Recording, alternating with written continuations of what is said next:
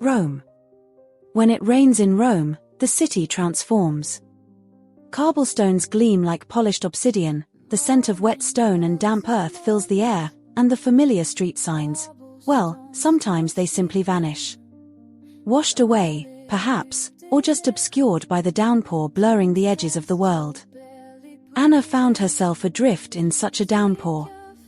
A tourist, map clutched uselessly in her hand, every winding alleyway looked the same, every piazza a dead end. The cheerful sunshine promised by the guidebook had dissolved into a persistent, soaking grey. Disoriented, damp, and disheartened, she needed refuge. And then, tucked between a closed bookstore and a faded laundry service, she saw it. Not a grand trattoria, not a famous landmark, but something small, almost hidden. A tiny pizzeria, its windows steamed warm from within, a single flickering light promising sanctuary. Pizzeria da Riccardo. The name barely visible. She pushed open the door, a small bell announcing her arrival with a gentle chime that seemed oddly loud in the sudden quiet. Inside, it was warmth and the immediate, overwhelming aroma of baking dough, melting mozzarella, and rich tomato sauce.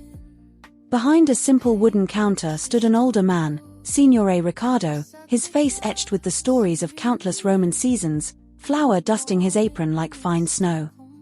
He looked up, his eyes kind beneath bushy white eyebrows. Anna, shivering slightly, managed a smile. "You know, Margherita, per favor? One Margherita pizza, please." A simple request, a universal comfort food. Signore Riccardo nodded slowly, a faint smile playing on his lips. He disappeared briefly into the back, where the muffled sounds of preparation began. Anna waited, watching the rain lash against the small window, feeling the warmth seep back into her fingers.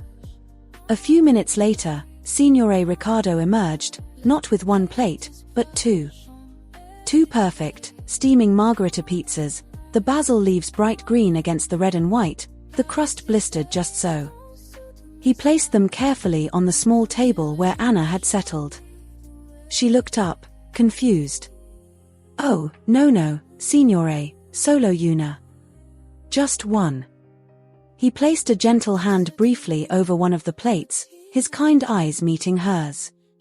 "Ah, signorina," he said, his voice soft, imbued with an old-world charm. "Una per te." He gestured to one pizza. "E una per la tua solitudine." One for you, and one for your loneliness. Anna stared, taken aback. Loneliness? Was it that obvious? The rain, being lost, alone in a foreign city, perhaps it was.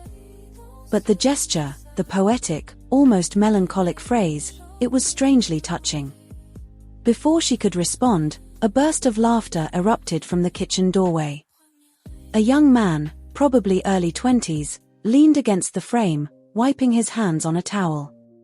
Matteo, Riccardo's grandson, eyes sparkling with amusement. No. He chuckled, shaking his head at Riccardo. "Dai. Non e Illinois 1950. Grandpa. Come on. It's not 1950 anymore."